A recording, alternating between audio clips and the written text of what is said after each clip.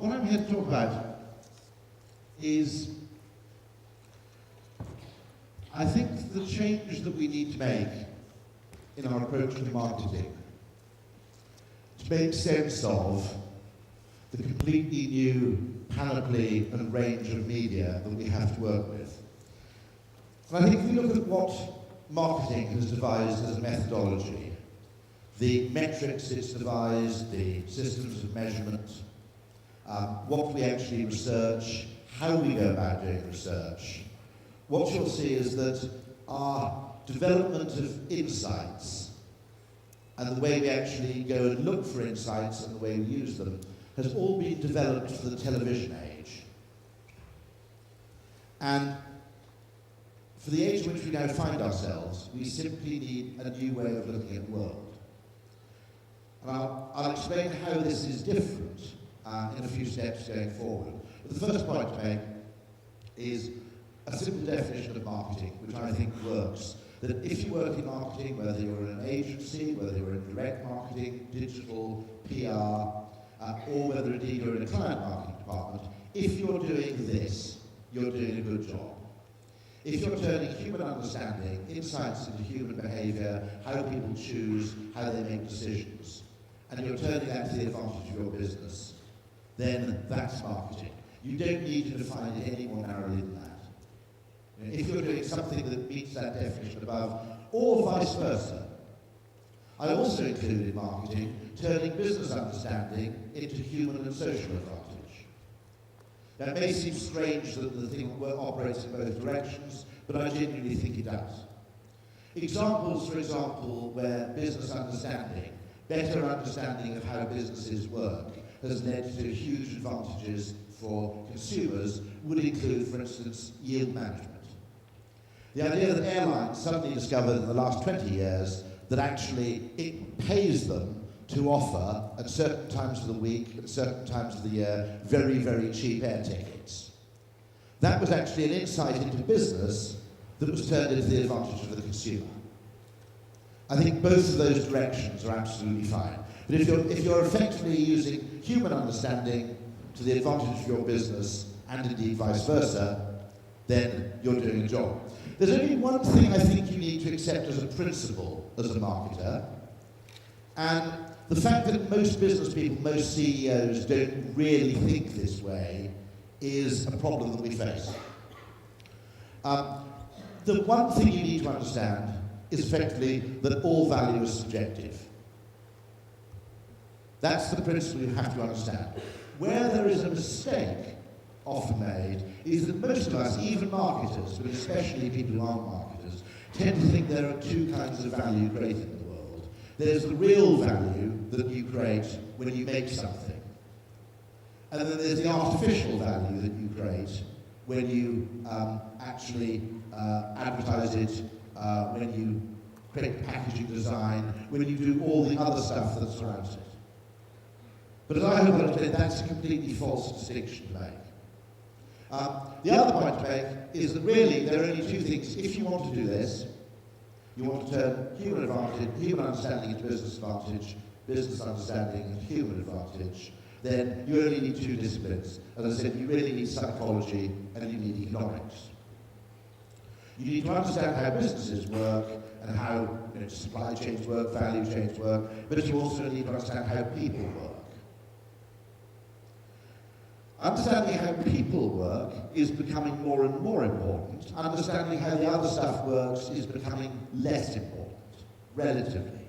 The reason being that increasingly in the Western world, in the developed world, we're living in an age of increasing abundance, where the fundamental problems of how to make the things that people really need have already been solved.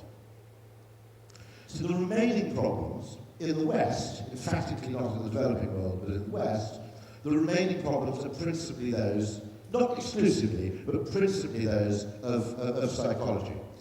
Blissfully, a new discipline has emerged. In 2002, a man called Daniel Kahneman won the Nobel Prize for Economics. What was remarkable about that was he wasn't an economist, he was a psychologist. And Daniel Kahneman, and his 2002 Nobel Prize, really for work he did with the late Amos Tversky, is in many ways the founding father of something called behavioural economics. Behavioural economics is a new academic discipline, but it's the fusion of economics and psychology. And in my opinion, it's the scientific discipline to which marketing needs to be closely aligned. One of the great problems I think marketing suffered in the last 30 or 40 years is that it hasn't really been connected to any academic discipline. And so as a result of this, when marketers talk to each other, we use a language, we use certain metrics. As a friend of mine put it, we're a little like astrologers. In that when astrologers talk to people who believe in astrology, they sound perfectly convincing. Oh, he was born on the cusp of Capricorn, or whatever. The only problem is the second you're talking to someone who doesn't believe in astrology and isn't a trained astrologer, you sound like a total bullshitter. And that's the problem you face as a marketer, that to people who aren't initiates, who aren't converts to marketing, it doesn't carry. It simply is a discipline which doesn't carry into the boardroom, it doesn't carry into the finance department, it carries very, very well among other marketers. But it has very, very little influence on the thinking once you get beyond that particular area. So that's the final thing, is that there's now blissfully is an academic discipline we can align ourselves to. We weren't helped, in truth, as marketers, in the sense that for 60 or 70 years, psychologists were principally, it seemed, interested not in how people made decisions, how they made purchases, what made people happy and content. They seemed mostly interested in arguing about whether or not you fancied your own mum, which is useful in its way, but it doesn't help you sell any toothpaste, realistically, except possibly your mum. And then economists were mostly interested in sort of macroeconomic models and arguing between various schools of thought. So neither of them had much time, in any case, to talk to marketers. We didn't do ourselves any favours, because actually, for a long time, marketing existed in a kind of bubble with no external influences. So the final principle is all value is subjective. That's the one thing that needs to be understood. That there isn't a distinction between subjective value and real value. They're actually indistinguishable from each other. As Ludwig von Mises, the great economist, made the point, he said that to suggest that actually when you prepare a meal in a restaurant, by making a hamburger, you are creating value. But the moment you start sweeping the floor to make the surroundings more attractive, you are not creating the same kind of value, is simply rubbish. That actually our human evaluation of everything is inextricably bound up with context. How something's presented, how it's prepared, the surroundings in which you first encounter it. Frankly, the t-shirts in designer shops are only a little bit better than the t-shirts you buy in bargain shops. It's the context that actually gives them their perceived value. Human evaluation of almost everything is contextual, almost all value is subjective. And the most perfect case of creating subjective value is this film here. It's from Canada, for a breakfast cereal called Shreddies, and it's by Ogilvy in Toronto. Ready to roll?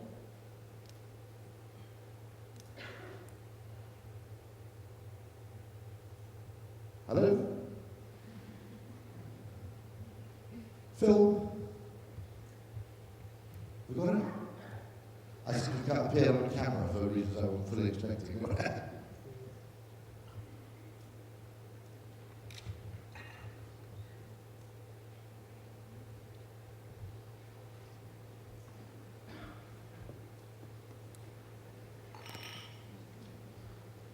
Is there a problem? I think so.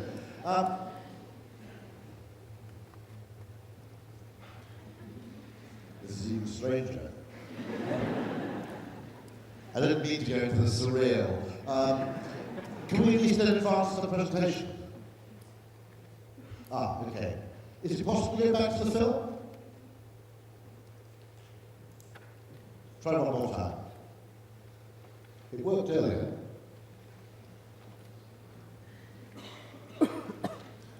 No? We've got the sound. What this shows is a conveyor belt manufacturing shreddies. Suddenly, klaxon sound. And the shreddies, which are little square pieces of cereal, are coming out on the diagonal. And the person watching the conveyor belt says, actually, this is a marketing opportunity to relaunch this. Here we are, perfect. Sound, possibly? Don't worry if we can't. I can explain it. That's it. A bit louder.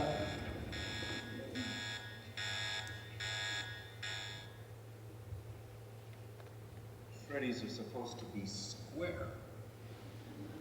Have any of these diamond shapes got out?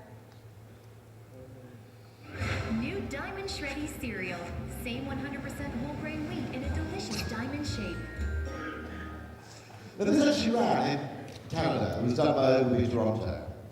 And it was the perfect case, I think, of creating perceived value. By simply changing the way you look at something, that thing becomes new, fresh, different, and more valuable. That was the advertising, if you go back one. That was the poster campaign. And there was, Canada being quite a conservative country, there was a little bit of backlash. It was a bit like the launch of New Coke. And people said, I'm not sure I didn't prefer the old traditional Shreddies. I liked them the way they were. And there was a bit of a debate about this for a while, until, no, you don't mind. There was a bit of debate about that until eventually, in a very Canadian way, they arrived at a compromise.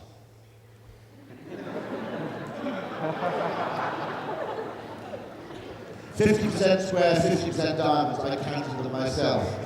Now, what that's a beautiful example of is that actually you are as much responsible for the creation of economic value by changing the way people look at things as you are by making something differently. And it's a really, really important distinction to make, that there aren't two kinds of value, the pure kind and the sort of slightly dubious kind that's added.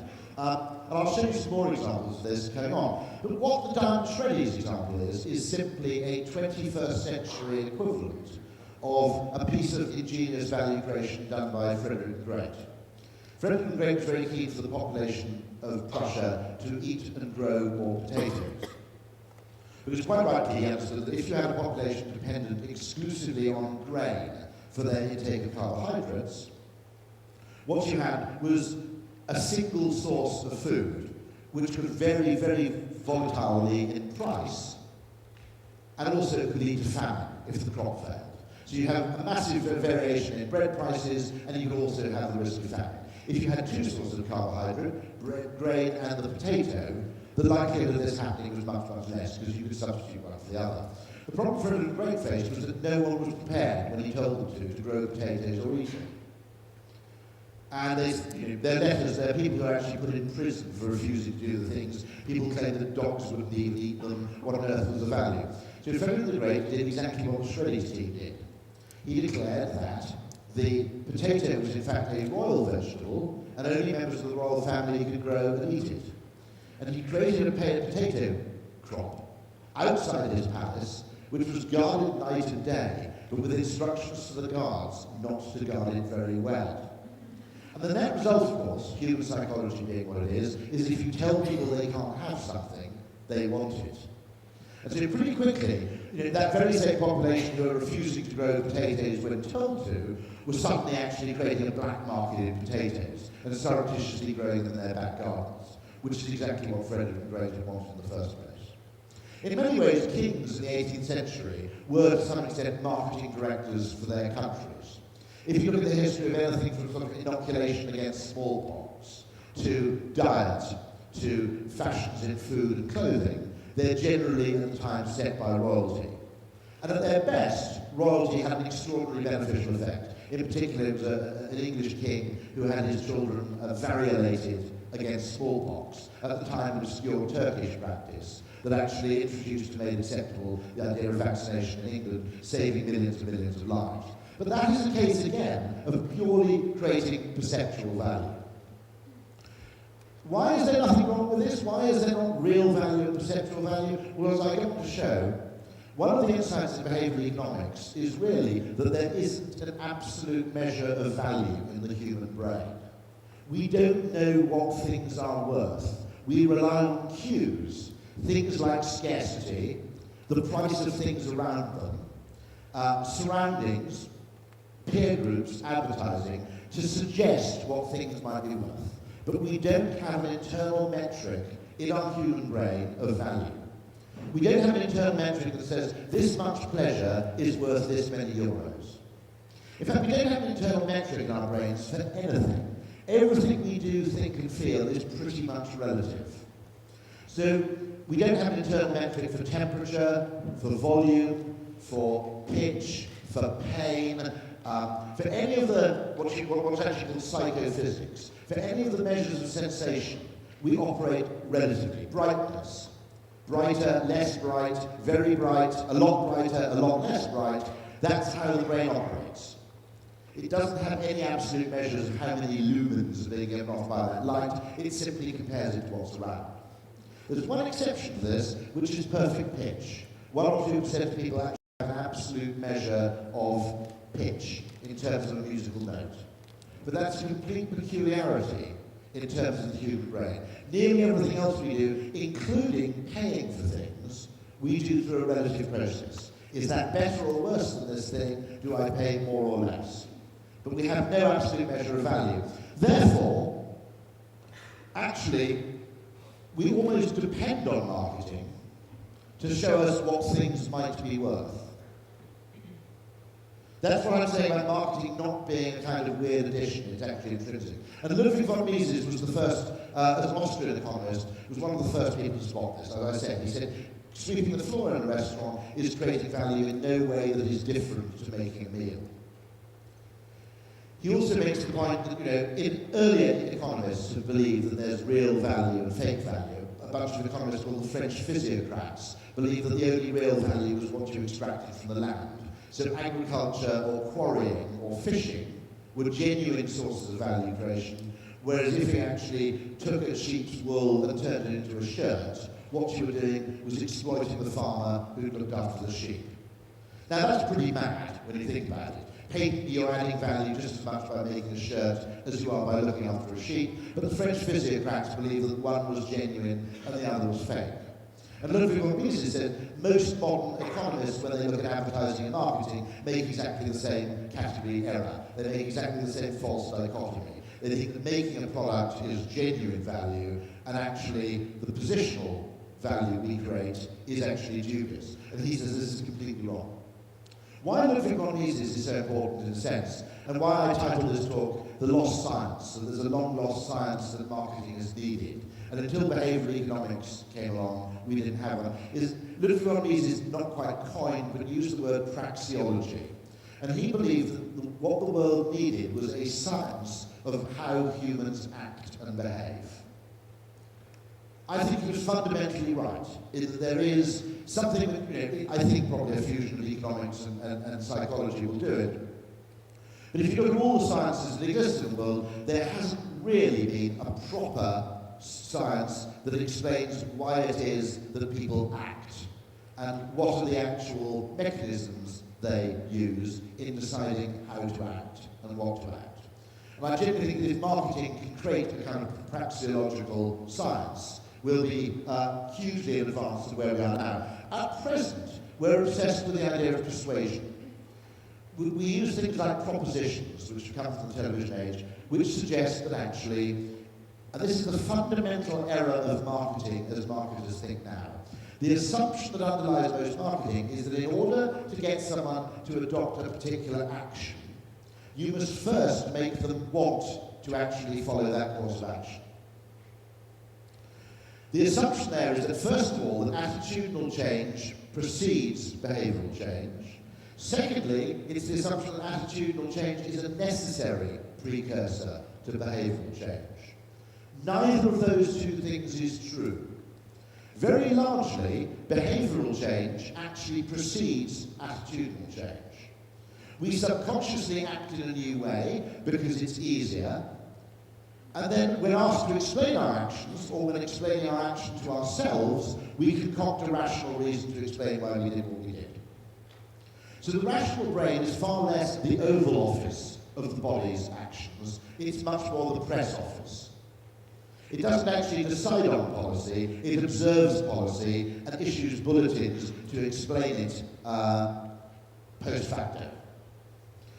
But the really, really dangerous assumption of marketing that you must get people to want to adopt an action in order for them to actually take that action is probably the worst and most expensive mistake of marketing. If you think about it, most of the environmental movements spend a lot of their time effectively under the belief that in order to get people to behave in an environmentally sustainable manner, you must first convert them into enthusiastic, tree-hugging environmentalists.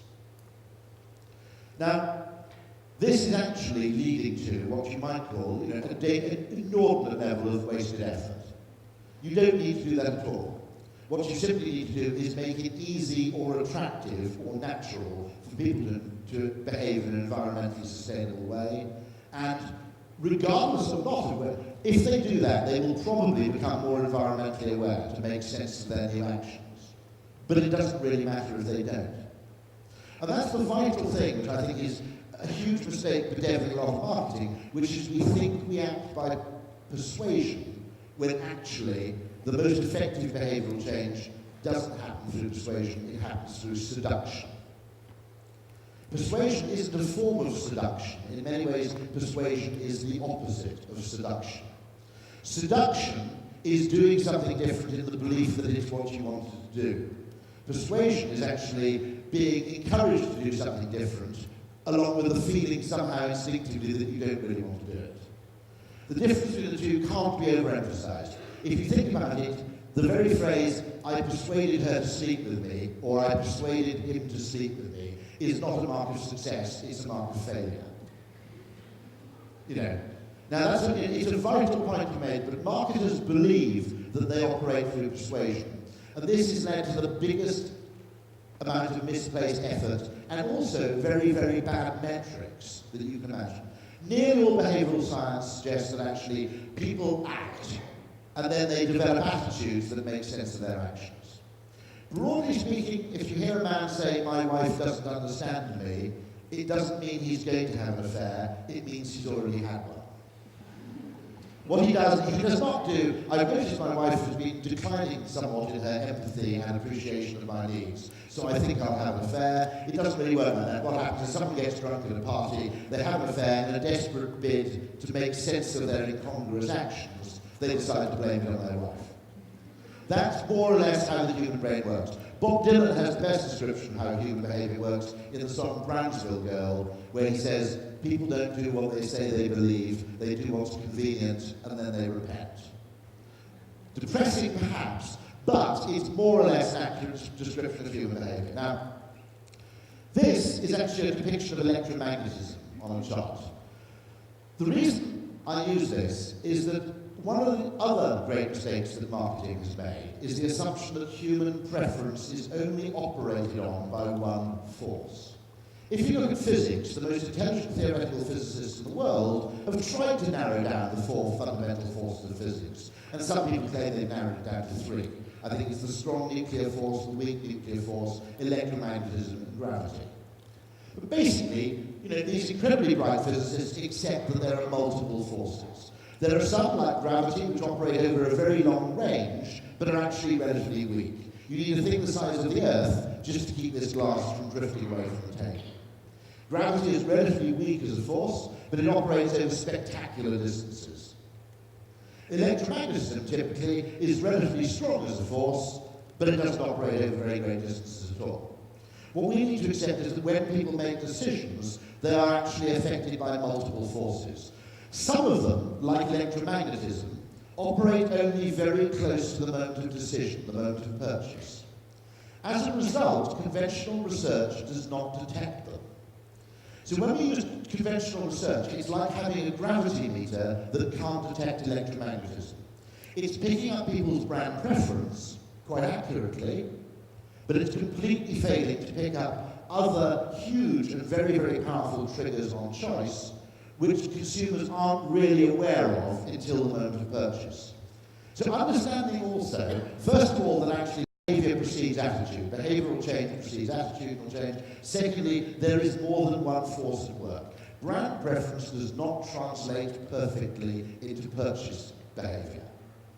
There are other things as you get closer to the point of decision, like electromagnetism, that we need to factor in.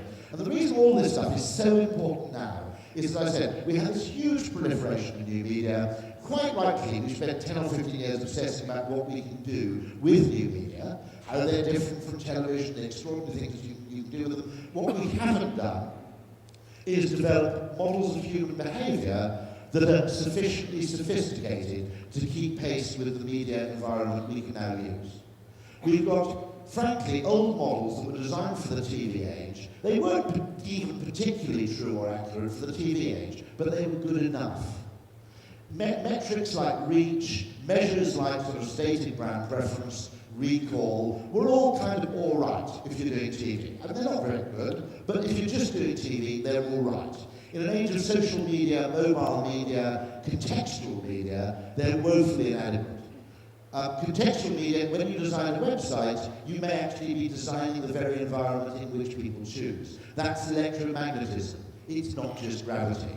You're right within seconds of the moment of decision. That's a fundamentally different thing to designing a TV commercial. This is the guy who did actually keep pace with all this change. That's Daniel Kahneman, the founder of behavioral economics. Remember, all models are wrong, but some of them are useful. I mean, that's as true of free market capitalism as a model as it is of Marxism as of anything else. That actually all models, patently by definition, are actually incomplete. But some of them are good enough most of the time to be useful. But one dangerous course of action is to have a monolithic model, whatever it may be, whether it's Marxism, whether it's obsessive belief in absolutely efficient markets, whether it's reach as being the only measure that matters. Monolithic models, the idea that there is one metric you can use to judge your success in any course of action, is dubious in itself. Because what actually happens is you become over-dependent on the model, and something called Goodhart's law kicks in. Goodhart's law states that any metric that becomes a target loses its value as a metric.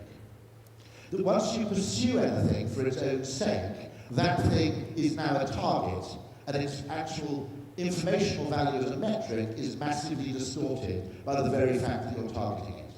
In Britain, we had hospital waiting times, and they measured the length of time between people being admitted to hospital and finding them a bed. So in order to improve these targets, they left people waiting in ambulances until a bed was free. That's what I mean about any target that becomes a metric loses its value as a target. And that's a vital thing to understand. So what behavioural economics gives us is new and multiple ways at looking at human behaviour. New metrics, new schemes of actually defining how marketing works. And it frees us up from the monolithic model, which was all about brand preference, all about reach. So a few of them, I won't talk through all of these for the reasons of time, so I understand as Estonians get very, very cross if anything overruns. But gamification is a really, really interesting thing. How can you design programs and pricing so that they resemble good games? Now, if you think about how games are designed, they have what's called a schedule of reward. You have moments of small excitement. In computer games, that's killing a dwarf. Then you have moments of medium excitement, getting from level 3 to level 4, and then you have the ultimate prize, which is killing the dragon. Okay? But this is called a schedule of reward by computer games designers. Really good loyalty programs operate on something like the same psychological mechanism. They have short-term rewards, but you also have bigger long-term goals. How you design rewards has a huge effect on how effective they are. One of the things you can learn from gamification is, if you think about the game tennis, if tennis had the same scoring system as basketball, it would be rubbish. Okay? If everybody just took it in turns to serve, and they said, well done, Sampras has won 190 to 173. It would be a really, really rubbish game. What's brilliant about tennis is they've created the set and the game, which actually makes tennis really exciting. Because actually, once someone loses a set, you write off their deficit and you start again. Whoever designed the game of tennis, frankly, it was the person who designed the scoring system who was the genius. Football, by the way, has a terrible scoring system, so I can never understand why it's so popular. Well, there we go. Other things you can learn from gamification is such a thing as the Easter egg, which anybody know what an Easter egg is in a computer game? It's a hidden little power that you don't actually publicise, but you allow gamers to discover for themselves. There's a cafe chain in England called Wagamama, which for years and years and years gave you a free green tea if you asked for it, but they never actually advertised the fact. There's a burger chain in the United States called In-N-Out Burger, which has a menu which is never displayed, but which is known through word of mouth to enthusiasts of the burger chain. They have an official menu, which is what the tourists order, but there's a completely separate menu, which is only known to devotees of the In-N-Out Burger chain. Building in little loopholes and little cheats in... you might argue that Amazon Prime is an example of gamification. It's a very brilliant idea. You don't have it here, do you? Amazon Prime is where, in the United States and the UK, I pay £35 a year to Amazon, and then all my next day deliveries are free of charge. So having paid that £35, I think I'm going to maximise my value for that £35 by suddenly ordering everything from Amazon. Light bulbs, clothing, practically anything. That's almost an example of gamification. Other questions. We always assume brands have a target audience. Do they actually have a target moment, actually? To many tasks, actually, what you need to do is, it's not about a specific person, it's about a specific stage of your life, for example. That's, again, something you can start to investigate. I talked about this a little bit when we had a brief to encourage people to give up smoking. And I said, actually, obviously the target audience is smokers. But actually, what we really need here is a target moment. When should you try and give up smoking? And one idea that emerged is actually your 35th birthday. Write to people on their 35th birthday, because when you hit 35, after that age, every cigarette counts. If you give up smoking at 35, you basically get your longevity back. After 35, every cigarette counts. So choose a target moment instead of a target audience. Another suggestion was wait until you get a really bad cold or flu. And encourage people, or indeed advertise to people who are ill. They're watching daytime television typically, because they're ill. But actually say to people, if you've got flu, don't just go and get some Lemsip or some aspirin. Go and get some anti-nicotine patches, because this is the best time you'll have to start a quit attempt. And it's shown that actually people who start a quit attempt when they're ill, because you're feeling dreadful anyway, you can't really smoke for 3 or 4 days, you tend to blame the fact that you got ill on the fact that you smoke, and also it's a period of 3 or 4 days at home when you can kind of reboot yourself and escape from your usual habits. So a quit attempt that you start when you're ill is about 80% more likely to succeed than a quit attempt at any other time. So that's what I mean by a target moment. Brian Featherstone in Ogilvy, New York, talks about changing the 4 Ps to the 4 Es.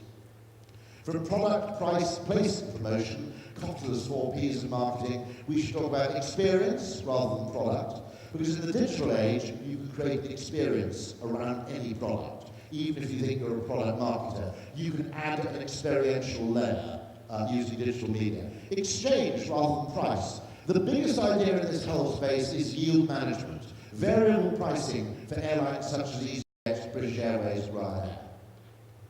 Someone there had the idea that actually every single potential air passenger has 2 currencies of value to an airline. One of them's money, but the other one's flexibility. If you're a Russian oligarch with millions of pounds, but you insist on flying to Frankfurt on the first plane of the day from Heathrow on a Monday morning, you're not actually that valuable to an airline, because there's a limit to what they can charge for the seat, and they can sell that seat 50 times over. So if you don't buy it, they've got no problem selling it. If on the other hand you're a pensioner with £70, and you can fly on Wednesday lunchtime, you're quite valuable to an airline, because that's £70 they otherwise wouldn't have had. So understanding that actually we shouldn't talk about price, we should actually talk about exchange. Consumers who are willing to go to your shop at quiet periods, if you're a retailer, are actually quite valuable. If you can get them simply to move their shopping habits from the weekend when you're too crowded to the week when you're too empty, that is where flexibility is their second currency. Pensioners may not have much money, but they have a lot of flexibility. If you're a hotel chain, anybody who can actually go and stay at one of your hotels at a day's notice is really quite a valuable potential customer. That's the difference between talking about price and talking about exchange. Place to every place or everywhere. That's the difference, if you like, between distribution in the conventional sense and multi-platform distribution. One of the things that behavioural economics teaches is that platform loyalty is incredibly strong. It's probably stronger than brand loyalty. What is the IT company that has the single greatest level of repeat purchase, the computer company that has the single greatest level of repeat purchase in the world, and every single marketer says Apple? It's not true. It's Dell. And the reason for that is actually, once you've actually ordered and customized a computer online, your loyalty to that channel is incredibly strong. And in many ways, channel preference may be actually stronger than brand preference. If you just like doing things on your mobile Android handset, you prefer Domino's Pizza to Pizza Hut Pizza, but Pizza Hut has an Android app and Domino's doesn't. Because of the way human behavior works, we are, in any course of action, disproportionately influenced by how much we like the first step. Got that? But actually, what we don't do is say, shall I do A or B? Well, ultimately, the consequences of A are better than B, so I'll do A. If the first step of B is nice and enjoyable, and the first step of A isn't, we'll do B. That's how we're disproportionately upfront weighted in the way we actually follow our preferences. So if you make the channel something that's nice, one of the most extraordinary things was a retailer called Argos in the UK, very strange retailer. Does anybody know it? It's an extremely odd retailer that in a sense doesn't make sense, because it's like mail order, only you have to go and collect the thing yourself. So to a logical person, it has all the disadvantages of mail order, but none of the convenience. But somehow it's actually quite a successful retailer. Every time they introduced a new channel of ordering, where you could reserve an item by text, you could reserve an item on the web, you could have an item delivered, you could phone for an item. Every new channel they introduced, they discovered, to their amazement, that 50% of the sales through the new channel were incremental sales. Create a new means of people buying, and you create new customers. The conventional assumption is that when you create new channels, you just cannibalize things. In Japan, they understand this brilliantly, which is there's one vending machine to every 20 people in Japan. I think there are 10 million vending machines. Most of them, contrary to the smutty rumours you may have heard, are actually outside shops, and they sell the same things the shops sell. What the Japanese have learned is that when you offer people two ways of buying the same thing, you sell a lot more. It doesn't make sense, really. It's just that our individual transactional preferences, particularly in Japan, actually, where buying from a human being often involves a lot of politeness, which can be quite time-consuming. Because you have to actually go through a whole ritual of politeness. But that's a vital thing to understand. More, behavioural economics, choice architecture, biases and heuristics. These are the rules of thumb that people employ in making decisions. Nudge theory, tremendous book. Anybody read the book Nudge by Thaler and Sunstein? Absolutely, emphatically worth reading. Mental and physical availability. Here is, for example, a beautiful example of choice architecture. When I was a kid, most people went shopping, and you had a big trolley or you had a basket. And so most people picked up a basket because the trolley looked ridiculously big. The Japanese invented a thing which is known to this day as the Japanese trolley, which is a shallow trolley, which contains about a third of the volume of a big trolley. When making any decision, humans default to a very common heuristic, which is when faced with three options, choose the one in the middle. Because this was the one in the middle, it was neither the huge trolley nor was it the basket, most people, to this day, still use these trolleys. The net effect is that a huge number of people who previously used baskets subconsciously started using a trolley. The net effect is they buy a lot more from supermarkets. This is an idea that has contributed millions, billions to retail sales. Here's another example. These are the countries, the level of consent to organ donation. The single difference between that lot and that lot is on the right-hand side, it's an opt-out. On the left-hand side, it's an opt-in. When people see an opt-out, their default action is basically, their default action in every case is not to tick the box. When you make it managed choice, yes, no, you get about 66% agree. But people don't know whether they want to be organ donors. They haven't a clue. So they look for contextual cues around them. That's what choice architecture is. And the contextual cue suggests, well, if it's an opt-out, it suggests that most people do this, and if I take to opt-out, I'll be a bit of a shit. And if it's an opt-in, they go, ooh, maybe only weird people give their organs, I'll leave the box blank. That's the single difference between those two sides. A bigger difference that you can achieve with millions and millions of pounds worth of advertising. Relativity and framing effects. How you position something, how we judge something is always relative to something else. Why has video conferencing failed so repeatedly? Because it's been sold as the poor man's air travel, not as the rich man's phone call. It's been sold as an inferior substitute for British Airways, margarine to British Airways butter, rather than being sold as a super premium phone call. If anything becomes what economists call an inferior good, the crap cheaper version of something else, coach travel, bus travel, long distance coach travel is an inferior good to rail or air travel. It almost always suffers because it loses premium status. And what it becomes is, it's like a pager to a mobile phone. It's what your boss gives you when he doesn't trust you with a mobile phone. We can't send Sutherland to Frankfurt because you only get drunk, raid the minibar and watch a porn film in the hotel. So we'll allow him to go down to a windowless room in the basement where he can watch a pixelated image of our client for 20 minutes. That's effectively why that's been missold. We can only judge things relative to other things. I'll skip a few of these for reasons of time. This is another beautiful economic idea, complementarity. One of the ways that advertising works, according to the Nobel Prize-winning economist Gary Becker, is through complementarity. Complementary goods are things like popcorn and cinema films, pizza and video rental. Okay?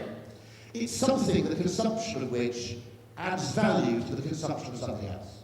And Gary Becker's theory of advertising is simply a complementary good. It is no different to free peanuts in a bar, which make you enjoy the beer more and actually consume more beer.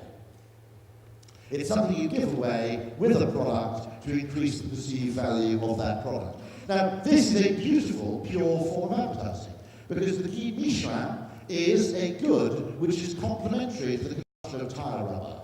That's how it started. Actually, how do we get French people to drive further? Because Michelin probably had 80% of the French tyre market at the time. Answer, well, French people don't go anywhere unless there's a restaurant at the end of it. So if we tell them about lots of restaurants and hotels, French people will drive further afield and use more tyres. That is a beautiful example of complementarity. So is online package tracking, for example. I would argue that the first thing you should look for in the use of digital is, can we create any complementary value? How can we think of creating complementary value to make what we sell more valuable in the presence of something else? Fish and chips was, in that sense, a beautiful piece of marketing. You invented something else that was a brilliant complementary good to that. I talked about Amazon Prime. This is a beautiful case, I think, of just setting a really clever, in the digital world, never forget your possibilities of innovating in terms of price and exchange. What are the other exchanges we can engage in? And I've argued, actually, why don't supermarket chains do this? In other words, pay us £50 a year and everything's 10% off. The first supermarket chain to do that is a very, very inexpensive loyalty program. Now, the other really vital thing is that when you get close to the point of purchase, the point of decision, really small things have a huge effect. This is opposed to the $300 million button. Simply changing the wording on one button on an e-tail site in the United States added $300 million to that site's sales. Someone went in and psychologically said, you're asking people to register before they've bought. People hate that.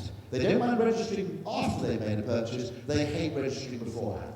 Make this change, they changed the word register to the word continue, and they made the offer of registration after purchase rather than before. Net effect, directly attributable to that one change, $300 million in greater sales. Close to the moment of decision, really, really small contextual cues have a huge effect. This is just my one about channel loyalty, that actually, I've been at McDonald's and you see 15 people in the drive-thru lane queuing and nobody in the restaurant. That's what I mean by channel preference is really strong. A logical person would get out of the car, go into the restaurant and get their food. But they don't. They've decided to have a drive-through and that's what they're going to have. My final definition, I'll skip this, but I'm just going to show you just one more point. The extent to which human perception is relative. If you look at those two boxes, A and B, which is darker? And pretty much everybody said A. Agreed? A is a darker grey, that grey is darker than that grey. If I cover it up, and I give you about 20 seconds, you'll see they're exactly the same colour. But when I reveal it again, it's almost impossible for you to now see them as the same colour. That's how human eyesight works in a relative way. This one's similar. If you think about it, I went there, and that looks completely even. The second I reveal the surroundings, it's impossible for you to see that as an even rectangle. Absolutely impossible. The size of those two orange blobs, they're actually the same size. Everything we do, we perceive relatively, and the same goes for price. We have weird relative things. We'll pay 6p for a cup of tea at home, we'll pay £2.20 for it outside. That's because we use a different frame of price and a frame of reference outside. Here's what happens if you have 4 beers for sale in a lager, in a supermarket. £1 and £2 lagers and nothing else. 33% by that one, 67% by that one. If you introduce a 30p lager, it drags the whole thing down market. Nobody buys it, but now 47% of people buy the cheaper one, and 53% buy the more expensive. And a super premium £4 bottle lager, 10% of people buy that, 90% of people buy the £2 lager, and nobody buys the cheapest one. Very strong human heuristic, don't buy the cheapest one. It even applies to motor insurance, it applies to wine, to more or less everything else we buy. If you're selling these cars, this relative effect works. Don't sell those things at car shows. They look absurdly expensive. So Rolls-Royce sell them at yacht shows and plane shows. Next to a 6 million Learjet, a £300,000 car looks like a bargain. If you're selling flat-screen TVs, sell them on high-end holiday websites. If you'd be looking at £3,000 holidays, an £800 TV seems like a bargain. That effect apparently lasts about 40 minutes. It explains really how luxury goods stores make a lot of money selling T-shirts for £90. Because when you've been looking at £400 items, suddenly £70 starts to seem relatively reasonable. Order matters. The pain remembered by anybody of any experience depends almost entirely on how the experience ends, and a little bit how it begins. That's just a polyp, but when they conducted colonoscopies, doctors learned that for the last 2 minutes of the colonoscopy, you just left the camera in, but didn't move it. So the last 2 minutes of what is an agonizing procedure were actually relatively painless. Now here is my few heroes, Kahneman, Thaler and Sunstein, understanding the biases and peculiarities of human behavior and decision-making are, it seems to be, absolutely vital. Why are we spending money making trains faster when we can simply make them more comfortable and more enjoyable? Actually, the human memory has virtually no memory for duration at all in remembering experience. It remembers how it began and how it ended. But my point about this is that there's nothing wrong with creating perceptual value. If you want to find a job where you can contribute to the world significantly over the next 20 years, go into genetics, discover the secret of cold fusion, or go into advertising or marketing, and create some really, really worthwhile, perceived intangible value, which increasingly is the only form of value that we have left to create. Thanks very much indeed. Yeah.